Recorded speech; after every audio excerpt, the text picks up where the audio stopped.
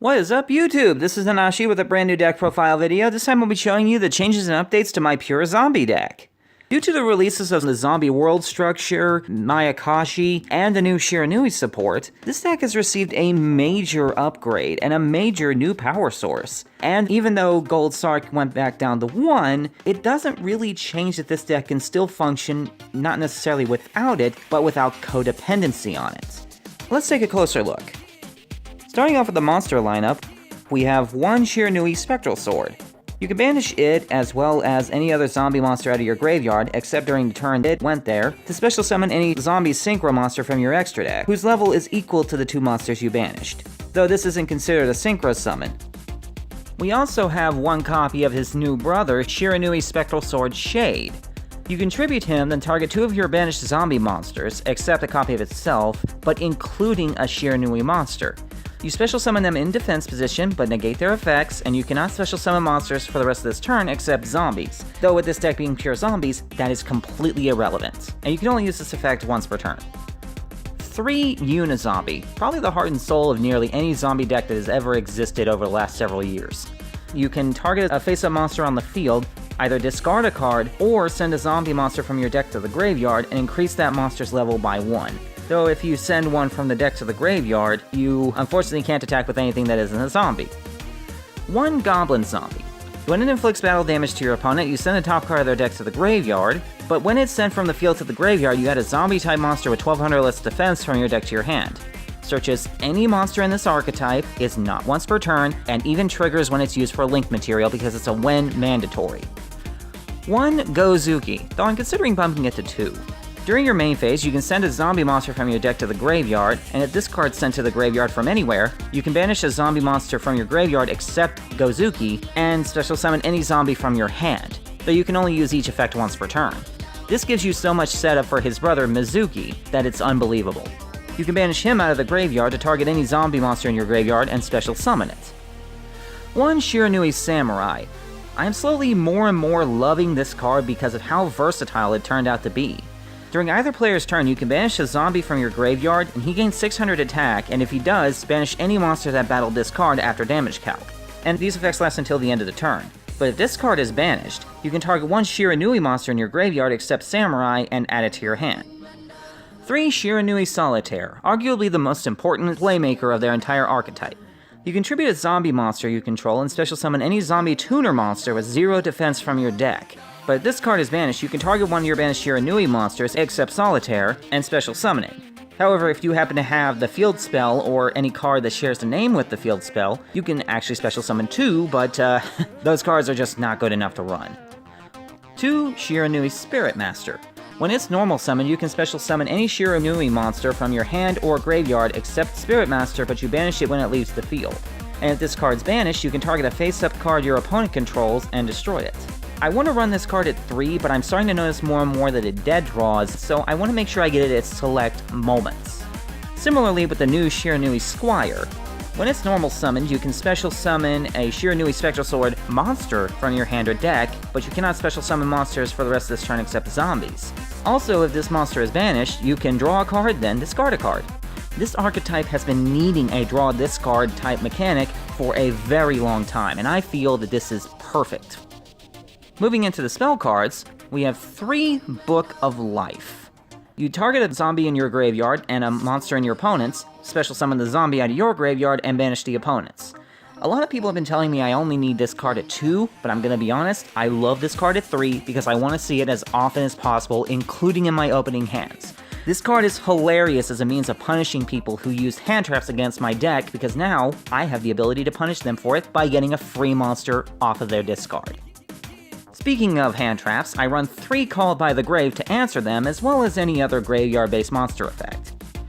1 Dark Hole, generic field wipe. 1 Foolish Burial, deck dumping is fantastic for this deck. 1 Gold Sarc, unfortunately, because I would have loved to have it at 3. 3 Instant Fusion. Jewels of the Valiant, a continuous spell with a hard once per turn effect that says, if you banish a monster out of your graveyard, you can send another monster from your deck to the graveyard with a different attribute. The only reason I'm running it at 2 is because it's a hard once per turn. If it was soft, this card would be going in at 3. Because if you banish Mizuki, you can drop Goblin Zombie, any of the Shiranui monsters you want to resummon out of the graveyard. But if you banish anything that isn't Mizuki, you're... Okay, if it's not already an Earth Attribute monster, let's just be honest, you're dropping Mizuki with this card effect. 1 Monster Reborn, generic resummon. 1 Raigeki. My wife gave me 10 copies of Raigeki as a Christmas present, so now I'm going to be putting them in nearly every deck that I own, just because I refuse to let such a precious gift go to waste. Moving into the trap cards, we have 2 Bottomless Trap Hole. I was considering running it at 3, but since the deck has its own archetypal trap card I can use, it's not really necessary. 3 Shiranui style Swallow Slash.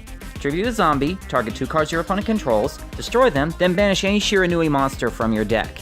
This card not only clears boards, but it gives you setup for more. The draw discard, the extra pop, all kinds of things. And 1 Solemn Warning, generic negation card that I run in every deck I own. Next we move into the side deck. I have 3 Herald of the Abyss, Kaiju spell with Solemn Strike cost, and a touch of Call by the Grave bonus.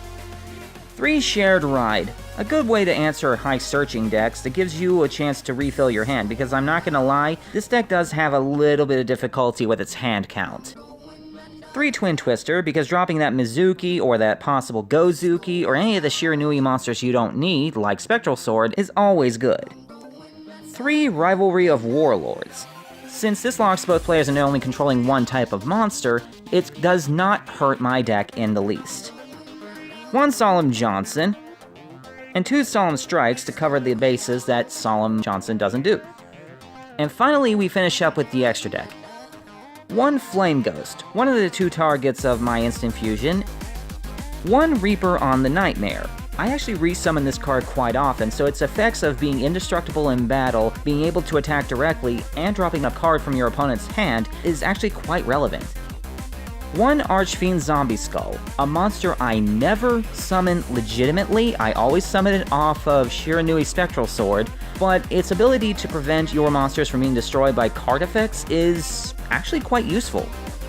What I do summon regularly is Shiranui Samurai Saga.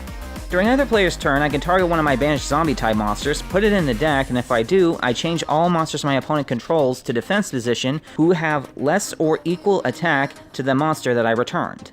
This card saves my ass more times than I want to admit.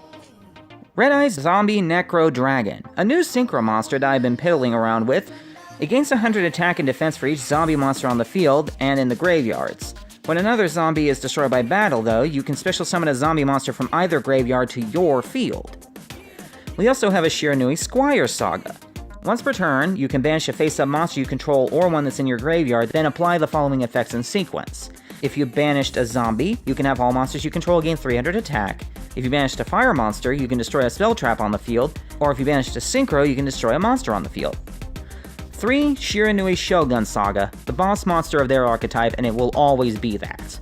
If it's special summoned, you can banish a zombie out of your graveyard, and he gains attack equal to the banished monster's original attack until the end of this turn. If he on the field is destroyed by battle or card effect and sent to the graveyard, you can target a banished zombie-type monster with 0 defense and put it back in the graveyard. Yoko the Graceful Mayakashi. The Mayakashi archetype is not as good as I was hoping it would be, but some of their synchro monsters are still useful. They have similar abilities to the way that the Shiranui works, except instead of only being able to be summoned once per turn, you can only control 1 copy at a time.